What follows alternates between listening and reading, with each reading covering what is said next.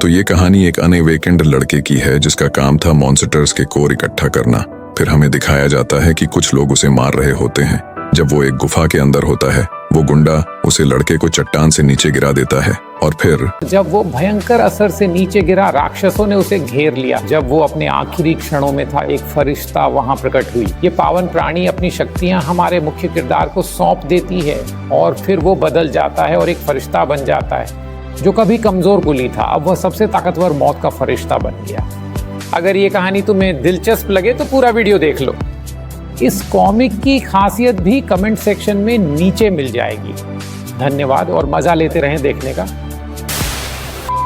कहानी शुरू होती है एक आदमी के सांस फूलते हुए पूछने से कि उनमें से कितने हैं। किसी ने जवाब दिया कि 3,377,04,090 हैं और गिनती जारी रही। वे आदमी एक और राक्षस को काटता है और गिनती करता है 3,377,04,092। उसने और राक्षसों को काटा जिसे काउंटर में और जोड़ना पड़ा। उसने कहा कि उसकी तलवार खून से सनी हुई थी। वो सोचने लगा कि दुनिया कब ऐसी बन गई। उसने राक्षसों से लड़ना जारी रखा। गिनती को 3,377,448,099 तक पहुंचा दिया। उसको लगा जैसे दुनिया बदले हुए अरसा बीत गया हो। बहुत टाइम पहले एक आम शांत दिन था जब लोग सड़कों पर व्यस्त नजर आते। फिर एक दिन उन्हें चंद्रमा अजीब लगने लगा। वह लाल और पीली रोशनी का घेरा बन गया जब तक कि काला छेद नहीं खुल गया। और बस ऐसे ही एक द्वार खुल गया। लोगों को लगा कि यह तो बस चंद्र ग्रहण है। बावजूद इसके कि मिलाप उन्हें इसमें बड़ा मजा आया। वो आदमी अपनी दूरबीन लेके खुश था। जैसे ही उसने झांका, उसके माथे पे पसीने की बूंदें उभर आईं। उसने ब्लैक होल में कुछ विशालकाय राक्षस देखे। अनगिनत अजीबोगरीब जीव जंतु और दानव वहां जमे हुए थे, हमला करने को तैयार। इन अजीबोगरीब जीवों की दुनिया के गहरे में एक चाबी है जो दरवाजा बंद कर सकती है। और अगर इंसान समय पर इस चाबी को नहीं ढूंढ पाएंगे तो कुछ भयानक हो सकता है। ये अजीब जीव जंतु दो जगहों के बीच की दीवार तोड़ देंगे और मानव संसार में आ घुसेंगे, जिससे मानवता के लिए भयानक तबाही आ जाएगी। इसलिए कुछ खास इंसानों का जो जागृत हुए हैं, एक समूह दिखाई दिया। उनका मिशन है इस चाबी को राक्षसों के बाहर निकलने से पहले ढूंढ निकालना। एक जागृत इंसान ने अपने साथी को चिल्लाकर कहा कि आगे बढ़ो और जल्दी से चाबी खोज निकालो। जबकि वो रास्ता साफ करते हैं, वो आदमी मान गया और तेजी से चल पड़ा।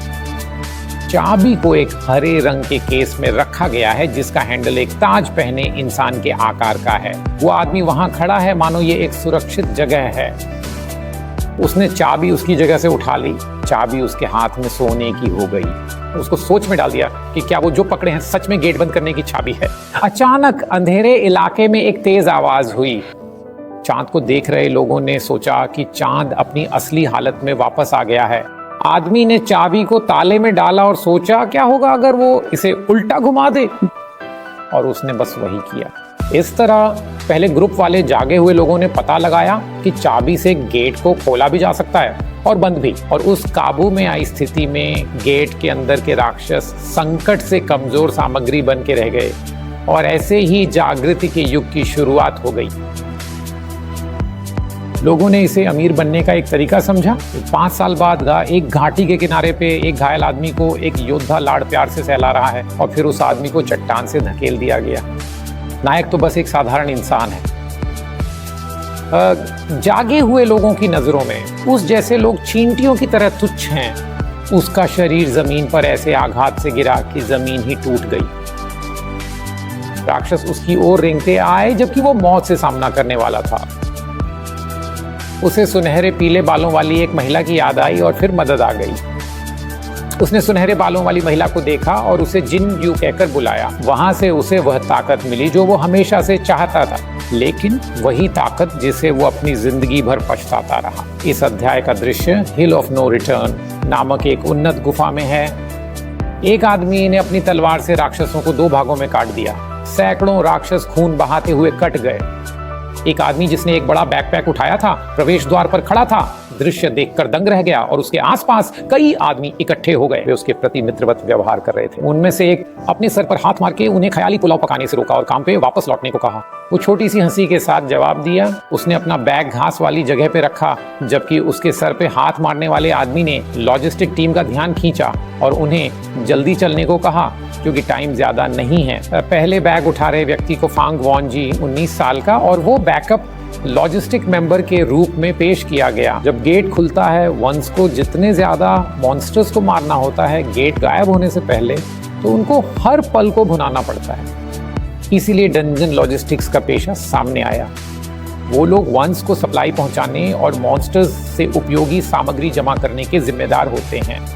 हालांकि वंस मॉन्स्टर्स को आगे से साफ कर रहे हैं, वो अगर कोई भाग्यवश जाल से निकले मॉन्स्टर्स से मुठभेड़ कर बैठे तो वह जिंदगी और मौत का मामला होगा।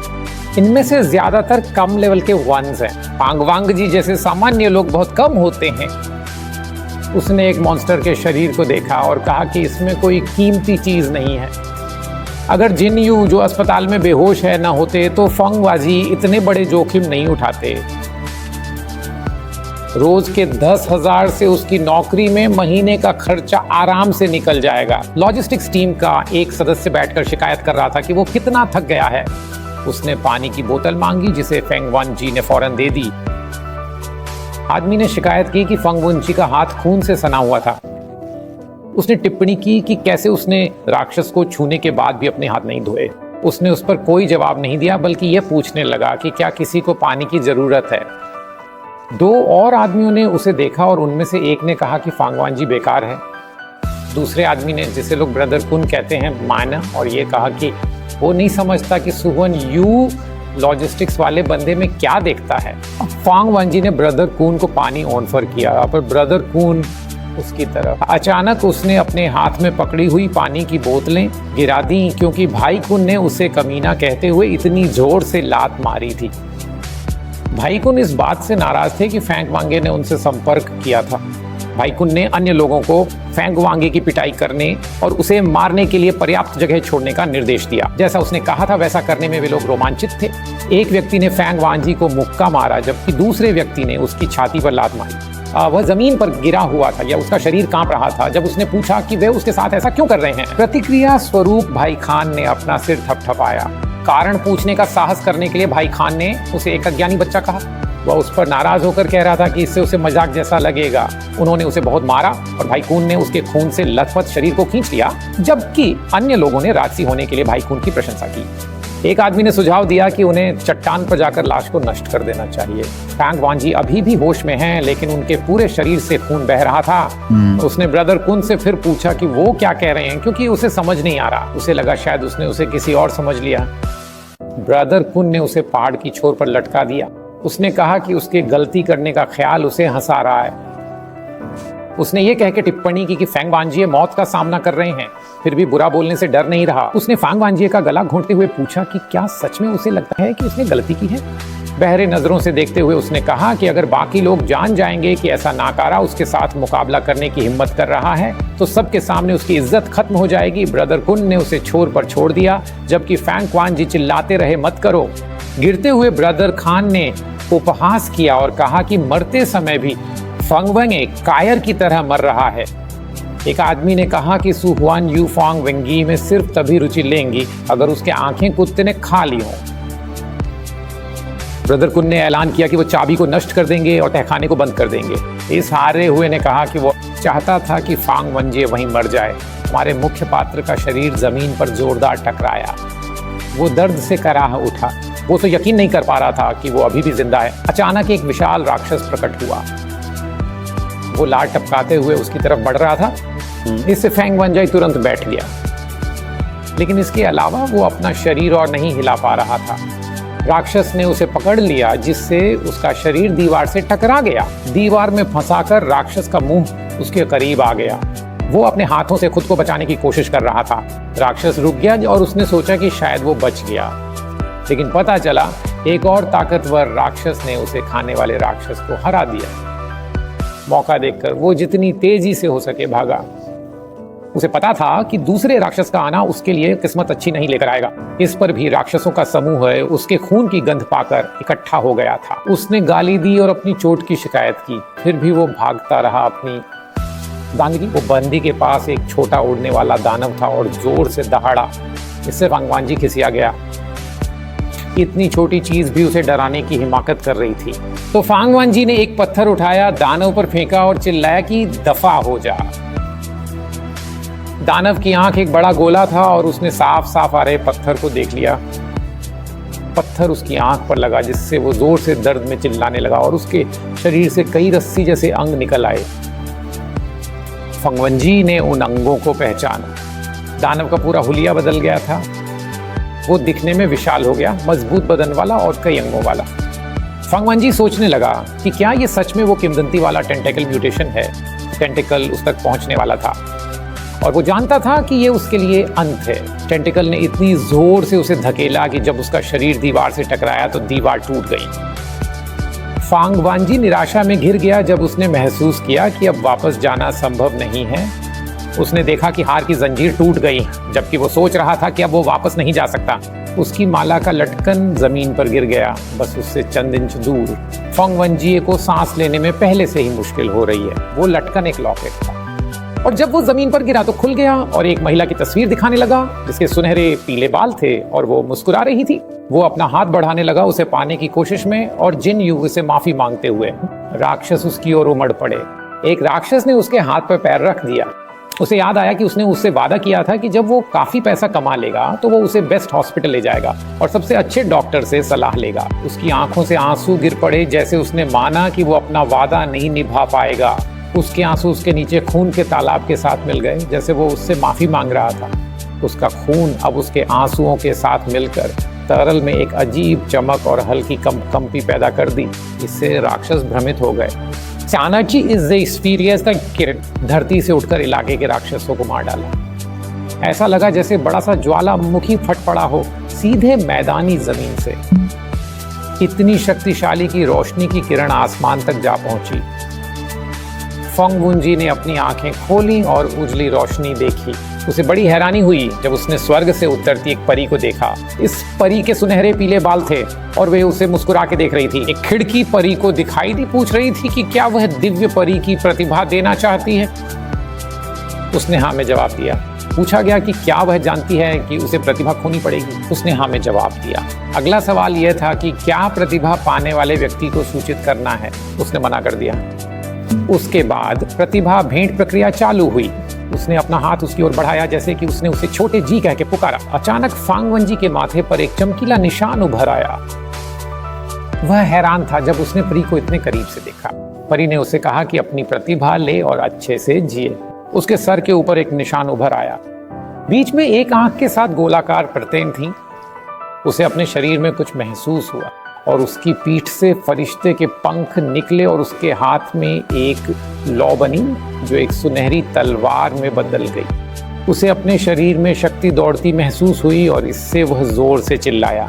उसने नीचे मौजूद राक्षसों को देखा और मौत की नजर से ताकते हुए उसने अपनी तलवार चलाई। उस हरकत से एक प्रकाश की किरण जमीन पर पड़ी जिसने इलाके के राक्षसों को समाप्त कर दिया। उनके शरीर साफ साफ कट गए और राक्षसों के खून ने जमीन को लाल कर दिया। एक सूचना दिखाई दी। इसने जागृत को चेतावनी दी कि जल्द से जल्द प्रतिभा के अनुकूल ढल जाए। ज्यादा राक्षसों को हराते हुए उसकी आंखें तल्ख थीं।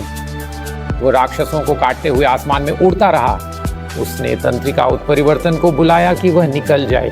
वह तंत्रिका उत्परिवर्तन की ओर बढ़ा, जबकि कमीने को बोलते हुए, मैं आ रहा हूं। पहले तो उस शाखामृग ने हमला किया और उसने अपनी तलवार से जवाब दिया। एक चेतावनी नोटिफिकेशन आया कि तेरी क्षमता की निचली सीमा खतरे के निशान के करीब पहुंच रही है। शाखामृग ने अपनी आंख से एक शक्तिशाली किरण छोड़ी। वो अपने पंखों और तलवार से उसे रोकने का संघर्ष कर रहा था।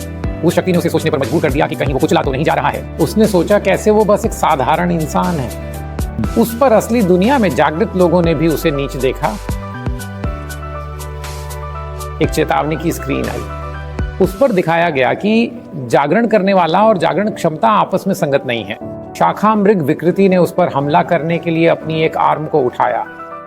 फांगवांजी ने शिकायत की कि वो जगह पर आने के बाद भी चारों तरफ के दानव उसे मारना चाहते थे। एक और खिड़की आई जानकारी देने के लिए कि सिस्टम अब ढहने वाला है। फांगवांजी नीला पड़ गया। अपने भावनाओं से प्रेरित होकर उसने एक डार्क आभा उत्सर्जित की, जबकि वो धमकी दे रहा था कि सभी को मार डालेगा। और भी चेतावनी के संकेत दिखे, जैसे कि सिस्टम क्रैश कर रहा है और अब रीबूट होने वाला है। गद्दबद्दर जारी रही जब तक कि सिस्टम गजब की तेजी और शक्ति से फेल नहीं हो गया। उसने टेंटेकल म्यूटेशन पर हमला किया। दांत पीसते हुए वो बोला, तुम हरामजादे जो मुझे नीचा देखते हो। उसकी सुनहरी तलवार कांप रही थी और उसका सुनहरा आभा धीरे धीरे काले में बदल रहा था, जब तक कि तलवार पूरी तरह से बदल नहीं गई। टेंटेकल म्यूटेशन ने उसे हैरान कर दिया। फांगवाजी काले रहस्यमय आभा में ढका हुआ था और उसके सर के ऊपर का निशान टूट गया। उसके चारों ओर एक अशुभ गलती का वातावरण था, जैसे वो सभी को मारने की कसम खाए। टेंटेकल म्यूटेशन और भाडी छे उठा। कई टेंटेकल्स ने फेंग वांगी पर एक साथ हमला करने की कोशिश की, पर वो वहीं डीडीढ़ा रहा, उस राक्षस को और उकसाते हुए। एक सूचना विंडो में टैलेंट म्यूटेशन दिखा। फांगवंजी ने जोर से चिल्लाया, जैसे कि उसे एक डरावनी नीली लपटों ने घेर लिया। टेंटेकल ने उसके माथे पर हमला किया, पर बिना कुछ किए, बस उसकी तीव्र आभा से उसने टेंटेकल्स को फटने पर मजबूर कर दिया। उस टेंटेकल म्यूटेशन को झटका लग गया, वो भी चकरा गया, इसलिए उसने अपने कटे हुए टेंटेकल्स का मुआयना किया। फांगवजीज आंखों में गहरा गुस्सा साफ दिख रहा था। वो टेंटेकल म्यूटेशन फांगवाजी के बदलाव को देख रहा था। जब उसे ढके हुए लाइट्स मंद पड़ गए तो एक ऐसा जूता नजर आया जैसा कि नाइट्स पहनते हैं, और पूरा शरीर नीली रोशनी से ढका हुआ था। वो एक जगह हुए अंडर एंजल टैलेंट में बदल गया। नीले रंग की आर्मर में उसका लुक बहुत मजबूत और भयानक लग रहा था। उसने अपनी नीली तलवार उस राक्षस की ओर तान दी। वो राक्षस पे गुर्राते हुए बोला कि वो उसे एक मौका दे रहा है, तो बेहतर होगा कि वो अपने बाकी साथी राक्षसों को बुला ले। राक्षस समझ गया और जल्दी से उड़कर गया जो उससे कहा गया था वो करने, और फिर उसने जोर से चिल्ला के उन्हें बुलाया। पलक झपकते ही कई सारे राक्षस उड़ते हुए आ गए। आसमान अब उड़ते हुए दैत्यों से ढका हुआ। फांगवांजी ने कहा कि टेंटेकल म्यूटेशन सिर्फ नीचे लेवल के दैत्यों को ही बुला सकता है। वो फटाफट हरकत में आया और उन दैत्यों पर अपनी तलवार तान दी। पलक झपकते ही उसने उनमें से कई को हरा दिया। उसके लिए तो बगीचे में टहलने जैसा था। दैत्यों की लाशें आसमान से गिर रही थीं। हमारे मुख्य किरदार ने अपने पीछे कुछ हरकत महसूस की। वो तुरंत उसकी तरफ बढ़ा। टेंटेकल म्यूटेशन ने उसे चौंका दिया। उसने टेंटेकल म्यूटेशन से पूछा कि क्या वो सच में सोचता है कि वो उसे जाने देगा, और हिचकिचाए बिना उसने अपनी तलवार से उसे भोंक दिया। उसके बाद ढेर सारे मधुमक्खी दैत्य प्रकट हुए। उसने पहचान लिया कि वो राजा शव मधुमक्खियों का झुंड था। उसे ये दिलचस्प लगा क्योंकि ये पहली बार था जब उसने एक साथ इतने सारे देखे थे, पर वो डरा नहीं था। चाहे जो भी दैत्य सामने आए, उसने कसम खाई कि जो भी उसे नुकसान पहुंचाने की कोशिश करेगा उसे मरना होगा। अपने शब्दों पर कायम रहते हुए उसने मधुमक्खियों पर हमला किया और सबको हरा दिया। उसने ब्लू से पूछा कि क्या वो सही है कि उन सबको मरना चाहिए, और उसने देखा कि पूरा जागरूकता का प्रक्रिया अभी भी चालू है। फांगवांजी ने अपना हाथ आगे बढ़ाया और कहा, इकट्ठा करो। उसने आसपास नजरें दौड़ाई। राक्षसों की लाशों से घिरे। उसने सोचा कि क्या अभी और भी होंगे। उसने बोला कि क्रिस्टल्स जो सभी जागृत लोगों को चाहिए थे अब हर जगह बिखरे पड़े हैं। उसने एक को पकड़ा और अब्जॉर्ब बोला। सिस्टम ने उसे सूचित किया कि वो अब्जॉर्ब नहीं कर सकता। इससे वो चकित हो गया। उसकी कवच धीरे धीरे गायब हो गई, जिससे वो आधा नंगा हो गया। क्रिस्टल में जो आत्मिक ऊर्जा है वो जागृत लोगों के शक्ति बढ़ाने का आधार है। क्रिस्टल्स को अब्जॉर्ब करना और बेचना ही सबसे बड़ा कारण है जो जागृत लोगों को गुफाओं में घुसने पर मजबूर करता है। उसने सवाल किया कि जब वो पहले ही जागृत हो चुका है तो क्रिस्टल की आत्मिक ऊर्जा को वो क्यों नहीं अब्जॉर्ब कर पा रहा। उसने फिर से ऊर्जा को अब्जॉर्ब करने की कोशिश की। वो जोर लगा रहा था, तभी उसे कुछ महसूस हुआ। ऐसा लगा जैसे कुछ उसके शरीर में प्रवेश कर गया हो, पर उसे पता था कि ये क्रिस्टल तो बिल्कुल नहीं है। उसने सोचा कि शायद ये राक्षस की मौत की आत्मा हो। अगर राक्षस के शरीर से निकलने वाले मौत के ओरा को ऊर्जा में बदला जा सके तो उसे फिर क्रिस्टल्स की जरूरत ही नहीं पड़ेगी। एक राक्षस उसके पीछे चुपके से आ रहा था। उसने आंख भी नहीं मारी जब उसने उसे 2 टुकड़ों में काट दिया। उसका पूरा ध्यान इस ख्याल में लगा था कि राक्षसों को मार कर वो लगातार मजबूत होता जाएगा। ये जानने के बाद वो फौरन वापस भागा। इस बार जॉन कून से बदला लेना उसके लिए और आसान होगा। वो अपनी मंजिल पर पहुंच गया, पर उसे हैरानी हुई क्योंकि गेट वहां नहीं था। उसने टूटी हुई चाबी जमीन पर पड़ी हुई पाई। उसे लगा कि क्या जोंगकुन ने उसे यहाँ हमेशा के लिए फंसाने का प्लान किया था। इस बात ने उसे भड़का दिया और उसने जाहिर किया कि वो उस कमीने को इतनी आसानी से नहीं जाने देगा। उसने तय कर लिया कि जब तक उसे यहाँ से निकलने का कोई रास्ता ना सूझे वो अपनी शक्ति बढ़ाने पर ध्यान देगा। तो डंजन में फंसे हुए अपने पहले साल में वो 1,75,565 राक्षसों को मार डाला। इसके नतीजे में उसे साधारण राक्षसों से निपटने के लिए अब अनडेड कवच भी पहनने की जरूरत नहीं पड़ी। वो राक्षस के शरीर पर कदम रख दिया। उसने उसे 2 हिस्सों में बांट दिया और हमारे एमसी ने राक्षस की मांसपेशियों को खा लिया। उस समय उसे कुछ महत्वपूर्ण याद आया। 1 साल पहले असली दुनिया में वो जिन्यू को गले लगा रहा था, जो राक्षसों के बारे में एक किताब पढ़ रही थी। उसने किताब में तस्वीर की ओर इशारा किया और उसे बताया कि यह एक ऐसा राक्षस है जो अवेकेंड समुदाय में लोकप्रिय है। इसे सेराफिस कहा जाता है।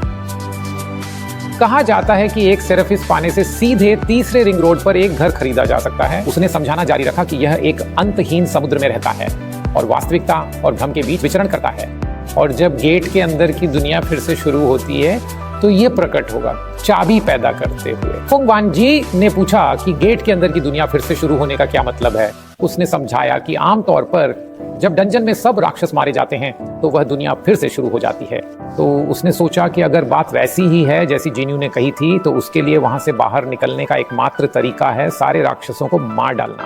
उसके बाद वाले साल में उसने 3,86,170 राक्षसों को मार डाला। तीसरे साल में वो 15,88,702 राक्षसों को मारने में सफल रहा। वह लाशों के पहाड़ पर आराम करने लगा। उसे लगा कि वह कभी भी वहां के सभी राक्षसों को नहीं मार सकता। उसके बाद वह समंदर के पास वाले इलाके में पहुंचा और उस समंदर में कई राक्षस छिपे हुए थे। उसे पता चला कि पहले आने वाली राक्षसों की अनंत स्ट्रीम की उत्पत्ति उसी समंदर से हुई थी, और फिर उसका ध्यान किसी चीज पर गया। वह हैरान रह गया।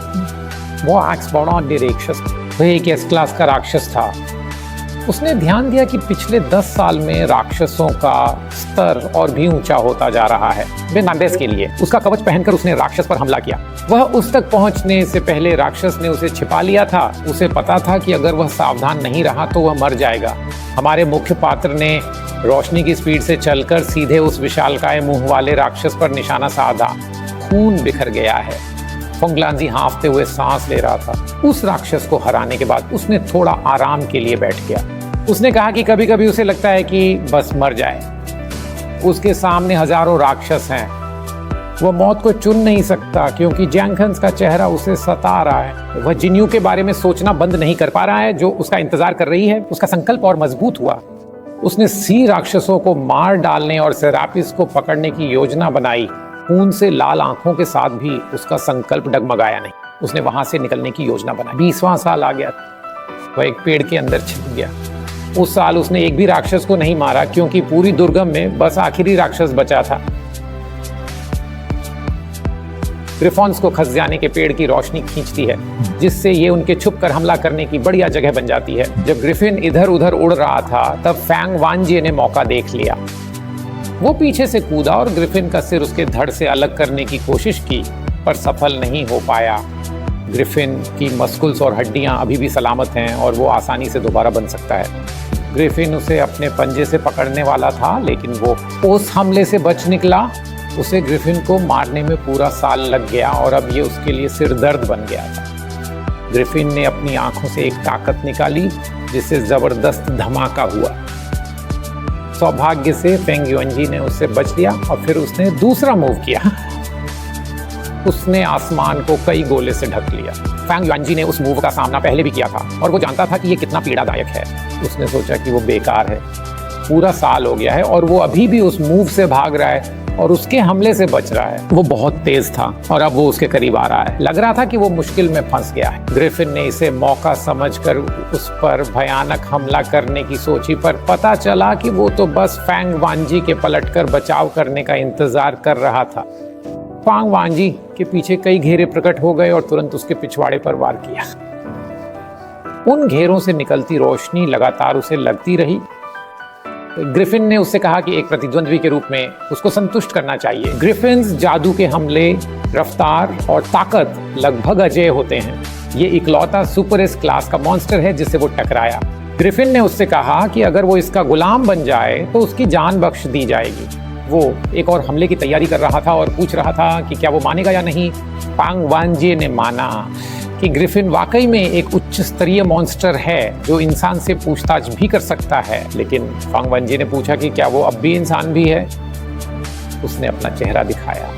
आधे तो बस मांसपेशियां हैं बैंगनी धुइयों के साथ, और उसका एक आंख का सॉकेट खाली है और सिर्फ तेज रोशनी निकल रही है। ग्रिफिन को गुस्सा आ गया, बोला कि फैंगवाजी वो अभी भी मजाक उड़ा रहा है जब मौत सामने खड़ी है। उसने उस पर हमला कर दिया। फंगवंजी वहां खड़ा होकर टक्कर का इंतजार कर रहा था। जब वो पहले मौत के मुंह में था, उसके अंदर की काली लहर सक्रिय हो गई थी और इसकी वजह से थोड़े समय के लिए सारे हमले उस पर असरदार नहीं होंगे और वो ऐसा नुकसान पहुंचा सकता है जो सभी राक्षसों का अपने आप ठीक होना रोक देगा। उसने ग्रिफिन से कहा कि उसे सांस लेने का मौका नहीं देना चाहिए था। उसने लड़ाई की मुद्रा बना ली और ग्रिफिन को कहा कि जा मर जा। उसने अपनी क्षमता अंडर्ड नेकलेस स्लैश का इस्तेमाल किया और उससे ग्रिफिन का सर धड़ से अलग हो गया। उसका शरीर लगातार खून बहाता रहा। इसके साथ दोबारा शुरुआत हो गई है। अंधेरे आसमान से एक किरण रोशनी चमकी। उसने ध्यान से देखा। रोशनी ने एक राक्षस को साथ लाया। उसने फौरन पहचान लिया, वो सेरापीस था। एक पल में ही वो खड़े होने की जगह से हिल गया। उसके पीछे गहरे पंख निकल आए और वो जल्दी से सेरापीस की ओर उड़ चला। वो उसके नजदीक पहुंच रहा है। सेरापीस का शरीर बच्चे जैसा है और सर एक बड़ा हो। उसने देखा कि वो आसमान से गिर रही है। फिर उसने अपना हाथ उसके नीले साफ शरीर में रख दिया। उसका हाथ उसके शरीर में और गहरा चला गया, मानो वो हाथ पानी में भिगो रहा हो। सेराफस हैरान हो गया। उसको इस जगह पर इंसान को देखकर घबराहट हुई। फांग वानजिए ने उससे कहा कि रुक मत और जल्दी से उसे दे दे। हमारा एमसी तो चाबी के लिए पागलों की तरह डिमांड कर रहा था। उसे समझ नहीं आया जब सेराफाइम्स का शरीर विकृत होने लगा। उसका शरीर अब एक अजीब आकार में है। वो ऐसे हिला जैसे किसी और आकार में ढल रहा हो। जब वह हो गया तो वह एक फरिश्ता की तरह बैठा दिखा, जिसकी टांगें पार की हुई थीं और चाबी उसके धड़ में थी। फांग वानजी ने तुरंत चाबी पकड़ ली। उसकी आंखों से आंसू बह निकले जब वो अंततः समझा। सूरज ढलते ही आसमान सुनहरी रंग में बदल गया। उस आसमान से जोरदार धमाका हुआ जिसकी गूंज स्वर्ग से जमीन तक आई और धुआं छटते ही वहां एक गड्ढे में फांग वानजिए दिखाई दिया। वो चारों ओर देखने लगा कि क्या वो वापस असली दुनिया में आ गया है। वो पत्थरीली चट्टानों पर चला और सोचने लगा कि आसपास कोई क्यों नहीं है। इससे वो शक करने लगा कि क्या वो अभी भी दुर्गम इलाके में है। और तभी एक विशाल सुअर राक्षस ने उसे चौंका दिया। उसने अपने पंजे से उसकी बाहों को खरोंच दिया, जिससे खून बहने लगा। इससे वो इतना खींच गया कि उसने मुट्ठी से उसकी भी बखिया उधेड़ने का मन बना लिया। फिर एक मॉन्स्टर को देखकर वो भड़क उठा, क्योंकि उसे लगता था कि उसने दुर्गम इलाके में सबका सफाया कर दिया था। उसके हमले से मॉन्स्टर जमीन पे पटक दिया गया। ध्यान से देखने पर उसे समझ आया कि वह तो बस एक जंगली सुअर था। जब वो सोच में पड़ गया कि क्या उसकी ताकत सिर्फ एक जंगली सुअर से मुकाबला करने के लिए काफी है। हमारे मास्टर जी को यह समझ आ गया कि उन्होंने जो मौत का ऑरा इकट्ठा किया था वो सब तब खत्म हो गया जब वो डंजन के ढाने का मुकाबला कर रहे थे, और अब वो खुद को एक सामान्य निचले दर्जे के जागृत व्यक्ति से तुलना कर रहे थे। उन्होंने जंगल में एक शिकारी की कुटिया देखी और सोचा कि शायद ये शिकारियों द्वारा इस्तेमाल की जाती है।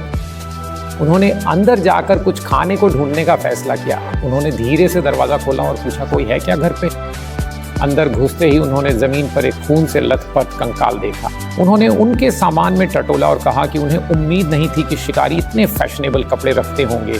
उन्होंने वो कपड़े पहन लिए। उन्हें एक नक्शा भी मिला। 20 साल हो गए थे, पर उन्होंने सोचा नक्शा अभी भी काम आ सकता है। उसके बाद उन्होंने कुटिया से बाहर निकलने का फैसला किया। उन्होंने दरवाजे के पास एक क्रिस्टल छोड़ा जो सामान उन्होंने लिया उसके बदले में। उस नक्शे को लेकर जो उन्होंने पाया था वो गहमा गहमी भरी शहर की सड़कों पर चले। उनकी पहली मंजिल अस्पताल थी जहां जिन यू को देखने जाना था। रास्ते में एक आदमी ने उन्हें एक पर्चा दिया जिस पर लिखा था कि जंगली आत्माओं का समर्थन करें। इस पर्चे बड़ी तस्वीर में जोंगकुन, वो हारा हुआ जिसने खुद को गुफा में फंसा लिया। जैसे ही उसने ऐलान सुना कि अब समय आ गया है लोगों को झकझोरने का, उसका ध्यान खिंच गया। एक बड़े पर्दे पर जंगली आत्माओं के कप्तान जांगकुन को दिखाया गया। पर्दे पर जांगकुन की लड़ाई का दृश्य दिख रहा था और वॉइस ओवर से सबको बताया गया कि जांगकुन सबसे लोकप्रिय अवेकेंड वन है। आदमी 38 साल का है और ये कमाल की बात है कि वो अकेले ही एक एन रैंक के मॉन्स्टर को मार सकता है। वॉइस ओवर ने यह भी जोड़ा कि जांगकुन ने पिछले 10 सालों में अपनी टीम के नेता के रूप में 50 चाबियां हासिल की हैं। इसके अलावा उसने समाज को 10 चाबियां वापस कर दी हैं। वॉइस ओवर ने आगे बोला कि इतनी जिम्मेदार गिल्ड के साथ लोगों को अब और इंतजार नहीं करना पड़ेगा। इससे फैंग वनजी को गुस्सा आ गया। उसने अपने हाथ में पकड़ा हुआ पर्चा मसला और पास के कूड़ेदान में फेंक दिया। घोषणाकर्ता ने कहा जारी रखा कि जंगली आत्माओं की गिल्ड की एकमात्र कमी यह है कि वे तुरंत उच्च रैंक। और एक दिन फंग वांजी अस्पताल पहुंच गया। उसने कहा कि अस्पताल पहले जैसा ही काफी हद तक बरकरार है। गलियारे में उसने एक नन को पादरी से अपने बेटे को बचाने की भीख मांगते हुए देखा। उसने उससे कहा कि वो इतने लंबे समय से बिना पैसे के अस्पताल में काम कर रही है। पादरी ने बिना ज्यादा परवाह किए जवाब दिया कि उसकी थोड़ी सी सैलरी उसके बेटे के मेडिकल खर्च के लिए काफी नहीं है। उसे कम से कम एक बी ग्रेड मॉन्स्टर कोर की जरूरत है अपने बेटे की सर्जरी के लिए भुगतान करने के लिए। पादरी ने उसे धक्का देते हुए कहा, परे हट जाओ क्योंकि वह व्यस्त है। नन गलती से फांग वंजिए से टकरा गई। उसने उससे पूछा कि क्या वो ठीक है। नन ने माफी मांगी। जब नन पलटी तो उसने तुरंत पहचाना कि ये तो फेंग वांगे है। फांग वांगे को उसने मिस जैंग के रूप में याद किया, जो जिनयू की देखभाल करने वाली थी। मिस जैंग आंसुओं में डूबी हुई उसे पूछ रही थी कि वो अभी तक क्यों नहीं आया, और फिर उसने उसे बताया कि जिनयू उसके वापस आने का इंतजार नहीं कर पाई। उसे ये खबर बताने पर उसके आंसू निकल आए। खबर सुनकर लगा जैसे उसकी दुनिया ही उजड़ गई हो। कुछ पलों के बाद वो दोनों उसकी कब्र पर पहुंच गए। मिस जांग ने बताया कि ये 20 साल पहले की बात है, जब फांग वेंगी कैद खाने में गए थे। उस वक्त सू जिनयू ठीक थी, पर 1 सेकंड में ही उनकी हालत बहुत बिगड़ गई। 2 मध्यम दर्जे के पंडितों ने उस पर बारी बारी से आशीर्वाद दिया, पर उसे बचा नहीं सके। मिस जांग ने उसे बताया कि उन्होंने सू जिनयू के लिए कब्र खरीदी है। फेंग वांजिए रो पड़े और मिस जांग को धन्यवाद दिया। उन्होंने जिनयू के अंतिम संस्कार के खर्च के बदले में उन्हें एक लाल क्रिस्टल दिया। साध्वी ये देखकर हैरान हो गई कि वह एक एस रैंक का मॉन्स्टर कोर पकड़े हुए है। उन्होंने पूछा कि उसे ये कहाँ से मिला। उन्होंने इसे ठुकराते हुए कहा कि ये उनके लिए बहुत कीमती है। फांग वेंजी ने उनका हाथ पकड़ा और क्रिस्टल उसमें रख दिया। उसकी आंखों से आंसू अभी भी बह रहे हैं। उसने उनसे कहा कि उसने पहले पंडित के साथ उनकी बातचीत सुन ली थी। उसने उससे कहा कि अपने बेटे को बचाना ज्यादा जरूरी है। वह जिनयू की कब्र के सामने झुक के बैठ गया। उसने मिस जांग से पहले जाने को कहा क्योंकि वो थोड़ी देर जिनयू के साथ अकेले रहना चाहता था। हमारे एमसी ने अपनी जेब में हाथ डालकर खूब सारे क्रिस्टल्स निकाले। आंखों से आंसू बहते हुए उसने उन क्रिस्टल्स को उसको दिखाए। उसने कहानी बताई कि कैसे उसने बड़ी मेहनत से सारे एस ग्रेड मॉन्स्टर कोर्स जमा किए और उन्हें गिना। उसके इलाज के लिए पैसे देने के बाद भी बाकी 5 सबसे अच्छी क्वालिटी वाले को उसके लिए एक हार बनाने में इस्तेमाल किए जाते। जब उसने कहा कि जिनयू अब इस दुनिया में नहीं रही, कई क्रिस्टल्स जमीन पर गिर गए। उसके चेहरे पर डिस्पेयर और ग्रीफ की छाया थी। जब उसने ये जाहिर किया कि उसकी सारी कोशिश बेकार गई, वह रोया और उससे माफी मांगी, सिसकियां लेते हुए और ग्रीफ में डूबकर फिन्स उदासी की वजह से कि उसके आखिर तक साथ न देने के लिए कई डेथ औरास उसकी तरफ आकर्षित हुए। उसके ऊपर से एक हवाई जहाज गुजरा जिस पर जांग कुन की तस्वीर लगी हुई थी। फिर वो बेकाबू होकर रोया। उसकी चीखें जोर से गूंज उठीं और फिर विमान ने बॉबी सिटी की सबसे मजबूत गिल्ड वाइल्ड सोल्स को उनकी 51वीं चाबी मिलने पर जश्न की घोषणा की। इसने लोगों को ऑफिशियल वेबसाइट पे लॉग इन करने और लॉन्ग लिव जोंगकुन डालकर 21 अरब की नकदी के पूल से लाल लिफाफा पाने की प्रेरणा दी। ये सुनकर फंग वांजी को गुस्सा आ गया। उसके आंसू सूख गए, गुस्से से भरा चेहरा छोड़ गए। उसके पास और भी मौत का औरा आ गया। उसने प्लेन का सामना किया और चिल्लाया, जांगकुन मर जा। और इससे उसकी शक्ति निकल गई। उसकी ओर से निकली एक शक्तिशाली काली किरण ने विमान को नष्ट कर दिया। जांग खान अपनी शराब का आनंद लेते हुए विमान के गिरने को देखा। उसके लोग दहशत में आ गए कि उसका एयरशिप फट गया है। वे जल्दी से जांच के लिए बाहर निकले। जांगकुन शांत रहे और उन्होंने निराशा व्यक्त की। इस बीच कब्रिस्तान में और अधिक काले औरा इकट्ठा हो गए। उस पुराने स्मशान की वजह से फांग वांजिए ने अपनी आधी ताकत फिर से हासिल कर ली थी। शहर के एक व्यस्त हिस्से में नियन साइंस वाली एक इमारत है। फांग वांजी को अवेकेंड वंस के मिशंस और संचार केंद्र ने वापस स्वीकार कर लिया था। उसने कहा कि जगह हमेशा की तरह चलती फिरती है। जो लोग वहां आते हैं वो आमतौर पर अवेकेंड वंस होते हैं जो गिल्ड के नियमों को मानना नहीं चाहते, और वो बाहरी समर्थक भी होते हैं जिन्हें गिल्ड से पैसा नहीं मिलता। 20 साल बाद भी फांग वांजी इस जगह को पहले की तरह ही देखता था। उसने सोचा कि जांग खान ने मान लिया होगा कि वो तो कब का चला गया होगा। इसका मतलब ये है कि बदला लेने की अपनी योजना बनाने से पहले उसे अभी कम प्रोफाइल रखने की जरूरत है। रास्ते में उसने एक आदमी को ग्राहक पर गुस्सा होते हुए देखा। उस आदमी ने अपने खरीदार से कहा कि अगर वो खरीदना चाहता है तो जल्दी करे और उसका समय बर्बाद न करे, क्योंकि उसे डंजन में वापस जाना है। ग्राहक ने उससे कहा कि जो राक्षस उसने लाया है उसमें तो और उसका सिर्फ चमड़ा ही कीमती हिस्सा है। उसने बेचने वाले से पूछा कि क्या वो इसे सस्ता कर सकता है। आदमी ने जवाब दिया कि इसमें 200 और जोड़ने पड़ेंगे। फांग वोंजी ने बीच में बात की। उसने उस डंजन में उन उभयचर राक्षसों को खूब देखा है। या बाकी राक्षसों की तरह नहीं हो, इनके कोर उनके शरीर के अंदर नहीं हो। तो उसने बताया कि राक्षस की टेंटेकल्स को हिलाने के लिए वे अपने कोर को पंजों में रखते हैं, जिसे फैंग वांजिए ने तोड़कर अपनी बात साबित की। वो आदमी खुश हो गया क्योंकि उस राक्षस के 6 पंजे थे, मतलब उसके पास 86 रैंक के कोर होंगे। उसने अपनी मेहनत के लिए फेंग वंजी को एक कोर दिया, पर फेंग वंजी ने इनकार कर दिया और कहा कि उसे कुछ और मदद चाहिए। उसने उस आदमी से कहा कि उसने सुना है तुम डंजन में जाने का प्लान बना रहे हो। तो उसने पूछा क्या तुम मुझे भी ले जा सकते हो। वो आदमी शक कर रहा था क्योंकि आमतौर पर लोग तो सिर्फ पैसे मांगते हैं। उसने पूछा कि फैंग वांगे डंजन में क्यों जाना चाहते हैं।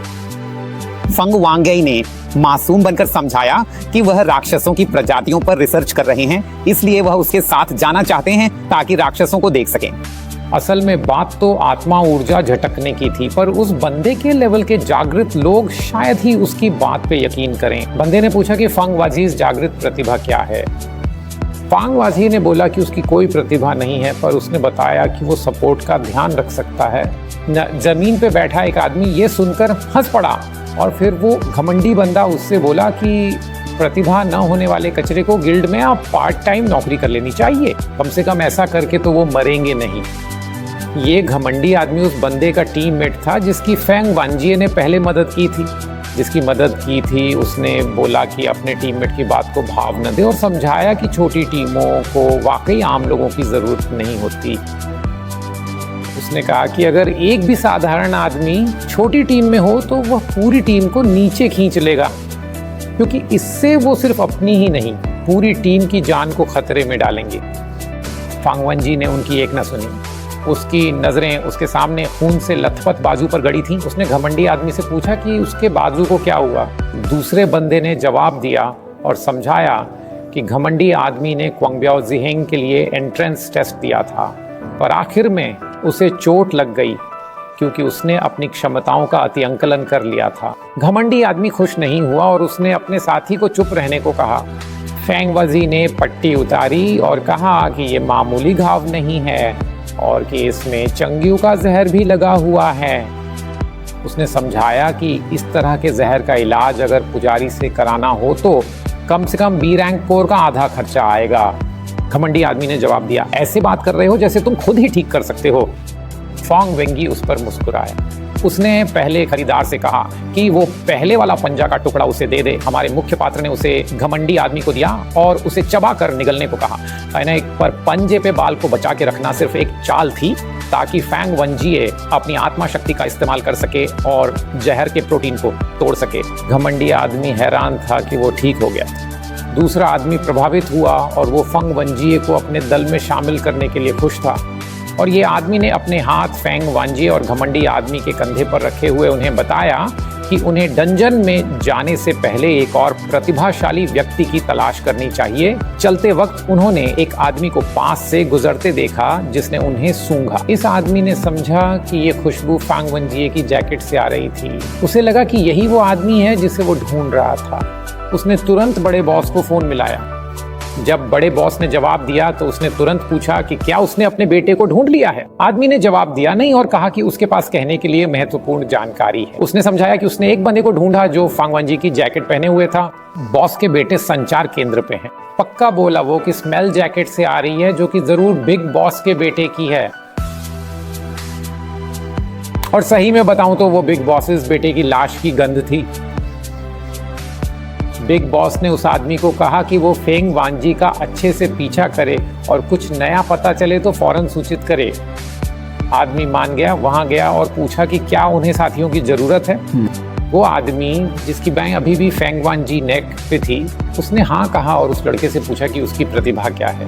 आदमी ने बताया कि उसकी प्रतिभा संवेदी शक्तियों में वृद्धि है और वो एक धनुर्धर है। पीले बालों वाले लड़के ने जवाब दिया कि लगता है अब तो पूरे हो गए हैं, और अपनी बेल्ट टैप की। उससे उसकी तलवार दिखाई दी। उसने उन्हें बताया कि अब उनके पास 5 लोग हैं, तो ग्रुप पूरा हो गया। फेंग वांजी कुछ कंफ्यूज हो गया। उसने सिर्फ अपने समेत 4 लोग देखे थे।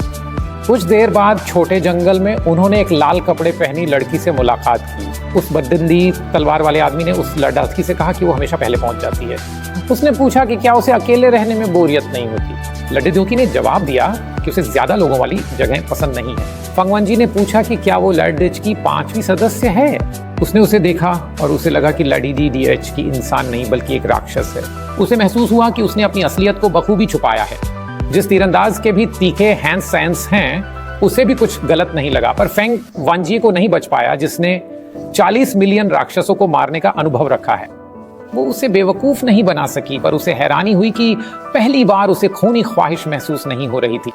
आदमी ने पूछा कि क्या सभी तैयार हैं, क्योंकि वो शुरू करने वाले। उसने चाबी निकाली। फेंग वांजी ने देखा कि वह एक बेताज चाबी थी।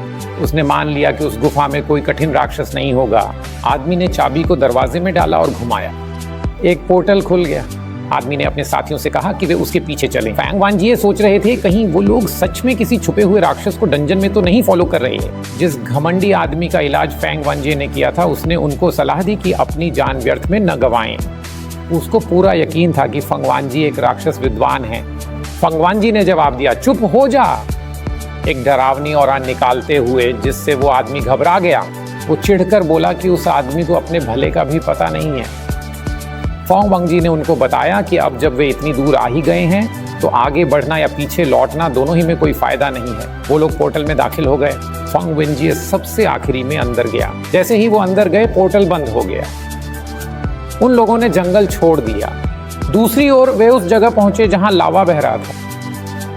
उस बड़े आदमी ने, जिसने पहले टीम के मेंबर्स को भर्ती किया था, सबकी गिनती की और उन्हें बताया कि कुछ चीज़ों का ध्यान रखना है। उसने उनको बताया कि हालांकि ये एक डंजन है, यहाँ खतरनाक राक्षस तो नहीं है, पर ऊंचा तापमान और सल्फर डाइऑक्साइड का हवा अभी भी बहुत जानलेवा है। उसने उन्हें ब्रीफ किया कि वो मैग्मा हाउंड से लड़ने वाले हैं।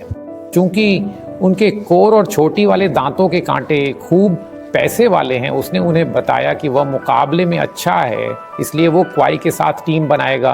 वो घमंडी आदमी जिसे फेंग वांजी ने पहले ठीक किया था। अकुकुई एक नौकरानी है। मो एक्जियोक्वान, वो राक्षसी लड़की को धनुर्धारी के साथ जोड़ा गया और फेंग वांजी को कोर और कांटे इकट्ठा करने का काम सौंपा गया। राक्षस उनकी ओर बढ़े, जिससे एक कीवी ने टिप्पणी की कि उसने कहा कि राक्षस बातें होते होते अपने आप मरने यहाँ आ रहे हैं। बड़े आदमी ने सबको हिलने को कहा क्योंकि उनके पास सिर्फ 10 घंटे हैं। हमारे मुख्य पात्र ने बस चुपचाप सबको देखते हुए अपना काम करते रहे। मैग्मा हाउंड्स झुंड में आ गए। उसने जोर से सीटी बजाई। बड़े आदमी ने हमला किया और चूई से मदद मांगी। उसने अपनी तलवार लावा पर चला दी। इससे बहुत बड़ी धूम मची और मैग्मास और ज्वालामुखीय चट्टानें हवा में उड़ गईं। क्यूई ने फिर हिमलम वर्षा नामक अपने कौशल का उपयोग किया और गर्म चट्टानों को बर्फ में बदल दिया। कुछ सेकंड के बाद वे नुकीले हिमलंब बन गए। मैग्मा हाउंड्स पर बारिश होने लगी। उस हमले से उन्होंने एक ही समय में कई मैग्मा हाउंड्स को हरा दिया। तब अहंकारी गाइड ने फेंग वांजी का मजाक उड़ाया क्योंकि उसने उसे याद दिलाया कि अब संग्रह शुरू करने का समय आ गया है। फेंग वांजी ने वही किया जो उनसे कहा गया। उसने शव से कोर और कांटों को पकड़ लिया। उसने खुद से कहा कि इसे थोड़ा सहन कर लेना चाहिए। कुछ क्षणों के बाद जब तक उसे कुछ महसूस हुआ, तब तक वह लाशों से घिरा हुआ था। मौत की आभा उसके शरीर में समाती जा रही थी। इस बीच तीरंदाज ने मो एक्जियोक्वान का पीछा किया।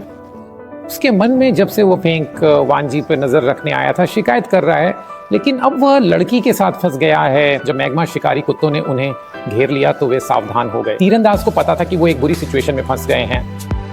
जैसे ही वो अपने विचारों में खोया, उन्हें घेर लिया गया। राक्षस लड़की ने उससे कहा कि घबराए नहीं और उसके इशारे का इंतजार करे। उसने अपने छिपे हुए सींग का इस्तेमाल किया। उससे हवा में कंपन पैदा हुआ। ये मैग्मा हाउंड की दिशा में थी। मैग्मा हाउंड पहले तो बेअसर रहा, पर थोड़ी देर में सोने लगा। फिर मोआक साओक्वांग ने धनुर्धर को संकेत दिया। धनुर्धर ने ध्यान दिया कि दाईं ओर 11 मैग्मा हाउंड हैं और बाईं ओर 6। उसकी हर एक हरकत सोची समझी थी। अब थी इजफा को 54 ऐसी रिंग दाएं से पहले दाहिनी तरफ 91 डिग्री का घूमना और फिर बाईं ओर 15 डिग्री के बाद 9 डिग्री और फिर 42 डिग्री का पूरा चक्कर। उसके बाद उसने गणितीय हिसाब से फर्स्ट और फोर्थ क्वाड्रेंट्स में I = NPX की तरह कर्व शूट करने की गणना की। उसने अपने तीर छोड़े और निशाना एकदम सटीक लगा। उसने सिर्फ गणित का इस्तेमाल करके दानवों को हराया। तीर कई मैग्मा हाउंड्स के पार हो गया, उन्हें नाजुक जगह पर मारा और तीर आगे बढ़ता रहा